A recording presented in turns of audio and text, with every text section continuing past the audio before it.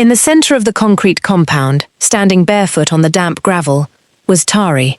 Her hands were clawing at her own throat, her eyes bloodshot and wide with sheer panic. Tears ran down her face, mixing with the sweat dripping from her chin. Around her, doors were flying open. Tenants wrapped in wrappers and faded nightgowns rushed out, expecting to see a thief or a fire.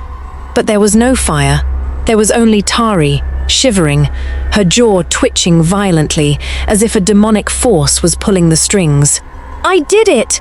Tari shrieked, her voice cracking across the courtyard. "I took the key! I used Mama Rashida's gas cylinder for 3 weeks while she was at church. I clogged the burner with soap so she would think it was a gas leak. I am the one." The compound froze. Mama Rashida, standing by her doorway with a black plastic kettle, dropped it. The water splashed across her feet. "Tari!" Mama Rashida whispered, her voice laced with confusion. "What did you say?" "Shut up your mouth, woman. I cannot stop," Tari screamed back, her body violently jerking forward, as if she were about to vomit, though nothing came out. "That is not all. Mama Peace, during your 21 days of fasting and prayer, when you thought the Holy Spirit removed the dried fish from your kitchen. It was me. I crept inside while you were screaming fall by fire in your parlor. I ate the fish. I washed the plate. I am a thief." The neighbors looked at each other, a collective gasp rippling through the crowd. This wasn't normal gossip. Tari wasn't bragging. She looked absolutely horrified by the words coming out of her own mouth. She was fighting her own tongue, physically trying to hold her lips together with her fingers, but the words forced their way out through her teeth, like pressurized steam. "And Papa success," Tari howled, pointing a trembling finger at the most religious man in the compound. "You think I am the one who stole your 120,000 naira? Yes, I stole it. But you told your wife the bank swallowed the money. You didn't tell her you lost the entire balance on virtual football betting. You bet on Chelsea to win, Papa success. You bet on Chelsea." A heavy, suffocating silence dropped over yard number 4. Neighbors slowly turned their heads toward Papa Success, whose face had turned the color of ash. How did Tari know this? How could she possibly know the secrets hidden behind locked doors? Something deeply sinister is happening in this compound, and the secrets are about to get much darker. If you want to see who survives this morning, hit that subscribe button right now and turn on notifications. You don't want to miss the twist that is coming. To understand the madness that broke yard number 4 on this fateful morning, we have to look back to exactly 7 months ago, when Tari first arrived in the city of Abuja. 7 months ago, Tari was the pride of her extended family. She arrived in the capital city with a heavy leather clip folder containing a first-class degree in computer science, 3 pairs of pristine, sharply tailored corporate suits, and an unshakable belief that the world owed her success. She dropped her bags in yard number 4, an old, overcrowded compound owned by a retired military accountant, believing she would only live there for a few weeks before moving to a luxury apartment in Maitama. She applied to 1 bank, then 5, then 12. By the end of the 5th month, Tari had submitted exactly 27 job applications, 27 rejections. The corporate suits grew dusty in her small wardrobe. The savings dwindled to 0. Soon, her daily routine changed from attending job interviews to performing a desperate, heartbreaking masquerade. Every morning, Tari would iron her crisp white shirts, apply her red lipstick, stack her empty designer bags by the window where everyone could see them, and step out into the hot sun. She would walk for hours, pretending to go to an office, just to avoid the prying eyes and wagging tongues of the compound gossips. But pride cannot fill an empty stomach. By the 7th month, starvation had become a living, breathing entity inside Tari's single room. Her ribs began to trace themselves against her skin. Her daily meal was reduced to a terrifying chemical experiment. She would boil plain water, drop a single cube of Maggi seasoning into it, and drink it hot, closing her eyes to trick her brain into believing she was eating chicken soup. The compound residents weren't blind. In an environment like yard number 4, where people lived on top of each other, Hunger had a distinct smell. It smelled like isolation. The first person to crack the armor of Tari's pride was Zeno. Zeno was a 9-year-old boy, the son of one of the tenants, but he did not behave like a child. He was an eerie, silent observer who always walked around the compound with a small, dirty spiral notebook and a chewed-up pencil. He never played football with the other children. He just sat on the steps, watching. One afternoon, as Tari dragged her feet through the compound gates, her face pale and her eyes hollow, Zeno blocked her path. He looked up at her, his eyes unblinking. "Auntie Tari," Zeno said, his voice flat and disturbing. "Are you hungry?" Tari stopped. She felt a hot wave of shame rush to her cheeks. She forced a hollow, dry laugh, adjusting the strap of her empty handbag. "Hungry? Me? Zeno, please go and play. I just ate a massive plate of fried rice and shredded beef at the office. I am actually too full." Zeno didn't smile. He slowly opened his small notebook, made a tiny mark with his pencil, and looked back up.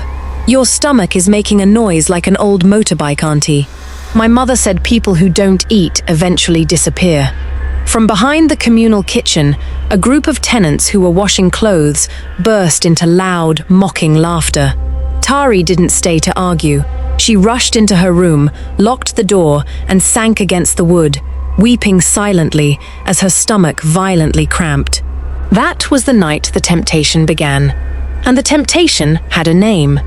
Mama V's Seafood Okra Soup. Mama V was the landlady of the compound, married to Baba Nero, the strict landlord. She was an aggressive culinary perfectionist. Every single evening, Mama V would set up her massive charcoal stove in the center of the yard and begin a ritual that tortured every hungry soul in the area. Her okra soup was legendary. It was a thick, bubbling, emerald green masterpiece, heavily loaded with dried catfish, chunks of cow skin, periwinkles, and yellow habanero peppers. When that soup was simmering, the aroma didn't just stay in the yard. It drifted over the fences, down the street, and straight into Tari's room, mocking her empty stomach. One Tuesday night, at exactly 2:15 a.m., Tari woke up. The hunger inside her wasn't just a cramp anymore. It felt like a wild animal clawing at her internal organs. She was dizzy. She knew that if she didn't put something substantive into her body, she might not wake up the next morning. She crept to her window and looked out. The compound was dead silent. The only light came from the pale moon reflecting off the zinc roofs. In the corner of the yard, sitting on top of the dead charcoal stove, was Mama V's giant aluminum pot. Because the soup was too hot to put into the refrigerator immediately, Mama V always left it outside overnight, with a heavy stone placed on the lid to keep the local cats away. Tari's heart hammered against her ribs like a trapped bird. She opened her door, the hinges throwing out a tiny creak that made her freeze for a full minute. She stepped onto the cold concrete, her bare feet making no sound. She reached the pot. Her hands were shaking so violently she could barely lift the heavy stone. Slowly, an inch at a time, she raised the lid. The rich, cold aroma of dried fish and palm oil hit her nose, and her mouth watered so aggressively it felt painful. She didn't have a bowl. She had brought nothing but a large metal tablespoon. Tari dipped the spoon into the thick, gelatinous okra. She brought it to her lips and swallowed. It was heaven. It was life returning to her veins. She took a second spoon, swallowing it greedily, barely chewing the tiny piece of fish that came with it. But as she reached for a third, the dark shadow of guilt gripped her throat. "What am I doing?" she thought. "I am a first-class graduate. I am an honorable woman. I am a thief." Panic setting in, Tari quickly replaced the lid, placed the stone back exactly how she found it, and fled into her room, locking the door and breathing heavily. She lay on her bed, her hunger slightly pacified, but her mind completely consumed by a dark, rotting shame. The problem with a starving person taking 2 spoons of soup is that 2 spoons are never enough. 2 days later, she did it again. 3 days later, she took 4 spoons, thinning the remaining soup with a tiny splash of well water from the bucket nearby, so the volume wouldn't look lower. By the end of the week, Mama V noticed. It happened during Sunday lunch preparation. Mama V stood by the pot, her wooden turning stick in hand, her face contorted in absolute rage. She called for her husband, Baba Nero. "Nero!" Mama V shouted, her voice shaking the louvers of the windows. "Come out here! Come and see witchcraft inside this yard." Baba Nero walked out, wearing his old military camouflage cap, his brow furrowed. "What is the meaning of this noise, woman? Look at this pot!" Mama V yelled, pointing at the okra. "Look at it! On Wednesday, I cooked this soup up to this line. Today, the soup is watery, and 3 major blocks of cow skin have vanished. Someone is entering my pot in the dead of night." Within minutes, the courtyard filled with tenants. A grand debate began. "Ah, Mama V," said Chihuado, a towering tenant who worked as a gym instructor. "Maybe it is the spirits. You know this Abuja ground is spiritual.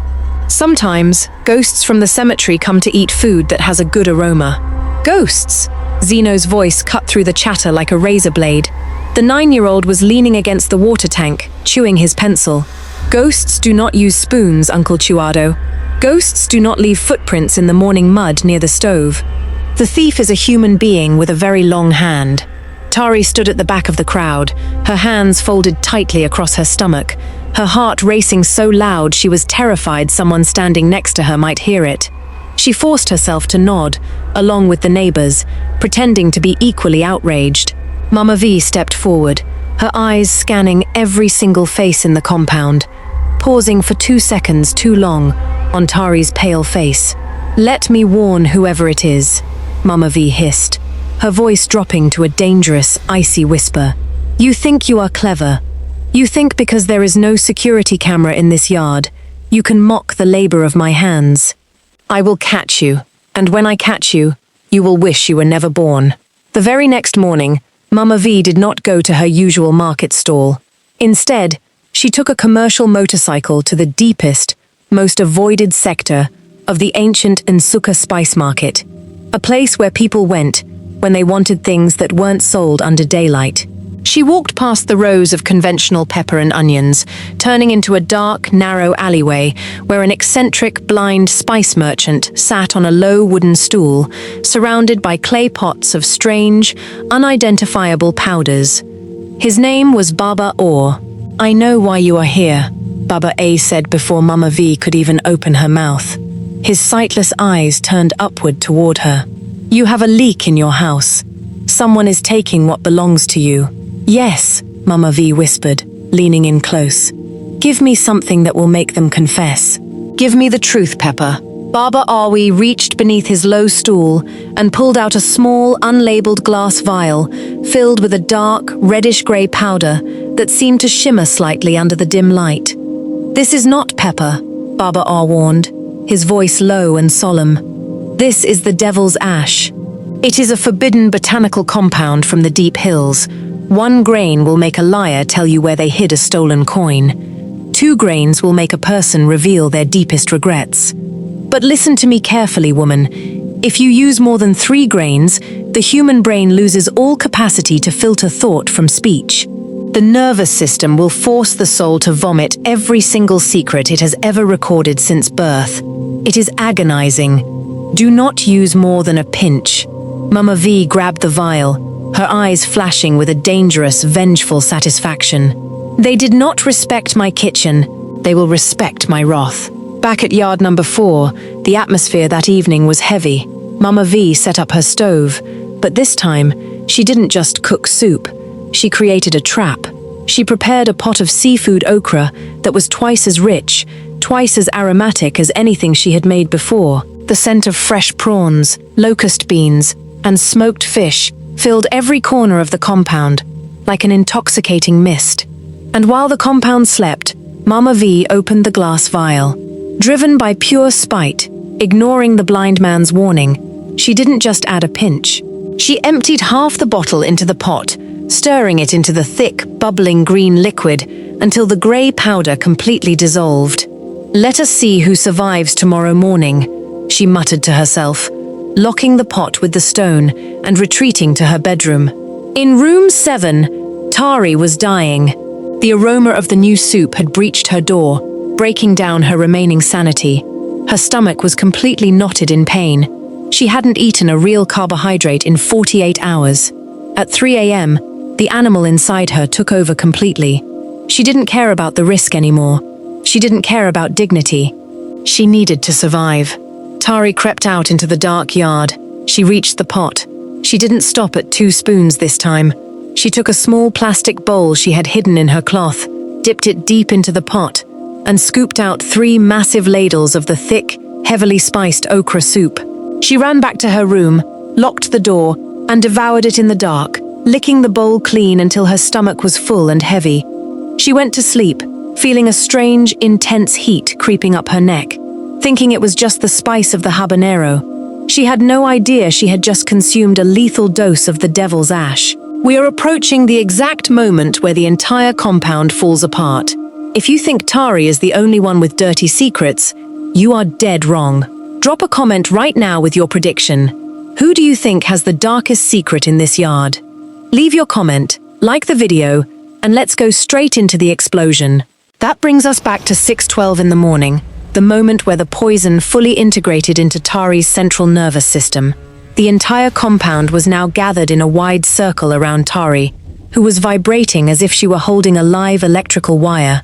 Mama V stood on her veranda, her arms crossed, a cold, triumphant smile on her face. "Yes, speak!" Mama V shouted. "Tell them what you did to my soup, you miserable corporate thief." "I took the soup," Tari screamed, her eyes watering, her chest heaving. "I took it because I was starving." "But Mama V, your soup is not the only thing rotten in this yard." Tari's head snapped toward the right, her eyes locking onto Chihuado, the massive gym instructor. Chihuado stepped back, his face instantly dropping into an expression of sheer terror. "Don't look at me," Chihuado barked. "The girl is mad. She is possessed by a demon." "I am not mad," Tari roared, the words tearing out of her throat against her will. "Chihuado, 2 months ago, when the neighborhood vigilante group collected 50,000 naira from every tenant to buy security dogs. You didn't buy any dogs. You went to the local club, spent the money on expensive champagne, and then you went into the bush at night and barked like a dog for 2 hours so we would think the security team was working." A collective roar of outrage erupted from the tenants. "You barked like a dog," Baba Nero shouted, stepping forward, his military cap crooked. "Chihuado, you are a whole human being." "Barking in the grass? She is lying!" Chihuado yelled, his voice turning high-pitched and defensive. "Don't listen to her!" But Tari wasn't done. The devil's ash was burning through her mind, expanding her consciousness, forcing her to speak the details her highly analytical computer science brain had subconsciously recorded over months of living in the shadows. She turned violently toward Mama Favor, a wealthy trader who sold fabrics in the market. "Mama Favor," Tari cried out, her body twisting in a painful spasm. "Your husband. You think he went to Kaduna for a business conference last week. He didn't leave Abuja. I saw the receipt from the Capital View Hotel in the communal trash bin. He spent 4 nights there with your younger sister, buying her grilled fish and smooth malt drinks while you were here sweating over your business." "What?" Mama Favor shrieked. She turned around and immediately grabbed her husband by his shirt collar, dragging him down onto the gravel. A massive, chaotic brawl broke out instantly. Punching, slapping, and screaming filled the air as years of neighborly trust dissolved into pure animosity within seconds. "Enough!" Baba Nero roared, pulling out a rusty, old ceremonial military machete from his belt and slamming the flat side against the iron water tank. Bang! The sound echoed like a gunshot. The fighting stopped, though the heavy breathing and crying continued. Baba Nero marched straight toward Tari, his face twisted in tyrannical fury. He stopped 6 inches from her face. "You are a curse to this compound," Baba Nero growled, his voice trembling with authority. "You are an agent of destruction. You enter people's kitchens, you steal their food, and then you use your filthy mouth to destroy families. I am the landlord of yard number 4. I give you exactly 24 hours to pack your bags and get out of my sight. You are banished." Tari fell to her knees on the gravel. The intense, burning grip of the devil's ash was finally beginning to fade from her nervous system, leaving her physically exhausted and emotionally hollow. The pride that had sustained her for 7 months was completely gone. "Please," Tari wept, her forehead touching the damp dirt. "Please, Baba Nero, I have nowhere to go. My parents died when I was in my final year at Uniben. I don't have an uncle. I don't have a brother. The 27 banks rejected me. If you throw me out onto the street, I will die. I only stole because the hunger was eating my mind. Please." The raw, unfiltered vulnerability of her voice struck a chord in the courtyard. The anger that had filled the air just moments ago began to shift into an uncomfortable, heavy silence. The neighbors looked at Tari's protruding ribs, her worn-out slippers, and the sheer desperation in her eyes. Mama Peace, whose dried fish had been stolen, stepped forward first. She looked at her hands, then down at Tari. "Hunger is a terrible thing," Mama Peace said softly. "When a person is starving, they do not think like a human being. They think like an animal, trying to stay alive. Tari, if you had told us you had no food, we would have given you something. You didn't need to steal." Mama V, looking at the devastation her forbidden spice had caused, felt a sudden, sharp prickle of guilt in her chest. She had wanted to catch a thief, but she hadn't realized she was hunting a child who was simply trying not to starve. Slowly, the communal spirit of Yard Number 4 did what it always did best. It chose survival over destruction. "We will not throw her out," Mama V declared, stepping down from her veranda and placing a firm, heavy hand on Tari's trembling shoulder. "Baba Nero, put your machete away. This yard is a community, not a prison. Tari, you will stay, but on one condition. If your stomach is empty, you open your mouth and ask for help. Suffering in silence is a disease. Salt must meet water before it can blend into a proper soup. You must let us help you carry this weight." The transformation of the compound was immediate. Mama Peace stepped into her room and returned with a small basin filled with rice, gari, and 2 packets of sugar. Mama Rashida, completely forgetting about her gas cylinder, pulled out a crisp 15,000 naira note from her apron and handed it to Tari. "Take this," Mama Rashida said, a warm smile breaking through her wrinkled face. "Start a small business. Sell snacks by the gate. We will buy from you." "Yes," Mama Favor sobbed, still wiping tears from her eyes after her husband's betrayal, but looking at Tari with empathy. "I will buy whatever you make, until you prosper, my sister. We will all stand by you." The children of the compound, led by the little ones, began to clap their hands, breaking into a rhythmic, encouraging street song that filled Yard Number 4 with an unexpected, beautiful light. Tari sat on the gravel, surrounded by gifts of food and money, weeping tears of pure gratitude. The nightmare of the morning had turned into a miracle of community solidarity. Later that evening, as the sun began to set over Cairo, the compound had returned to its usual rhythm, though with a much quieter, more honest undertone. Mama V was setting up her charcoal stove once again. Baba Nero walked past her, adjusting his camouflage cap, looking suspiciously at the pot. "Woman," he muttered, "this pepper you used today, make sure it is normal pepper. I don't want to eat dinner and start confessing how much money I actually keep inside the spare tire of my old Peugeot car." Mama V burst into a loud, booming laugh, throwing a piece of dried fish at him. "If you know you have hidden millions, you better bring it out now before I cook the next batch of okra." The story isn't over. Exactly 2 hours after the compound grew completely dark, Tari sat in her single room. The basin of rice and the 15,000 naira sat neatly on her small table. She was no longer crying. In fact, her face was completely calm, her eyes sharp and analytical. There was a soft, rhythmic knock on her door, 3 short taps, then 1 long tap. Tari stood up, unlocked the door, and opened it an inch. Stepping into the room silently was Zeno, the 9-year-old boy. He didn't have his chewed-up pencil anymore. He reached into his pocket and pulled out a neat stack of 50,000 naira notes, dropping them onto Tari's bed. Zeno looked up at her, a chilling, brilliant smile breaking across his young face. "You did perfectly," Zeno whispered, his voice completely devoid of any childish innocence. They all believed the devil's ash story. Tari picked up the money, counting it quickly before sliding it into her drawer. The truth pepper was real, but Tari had never been affected by it.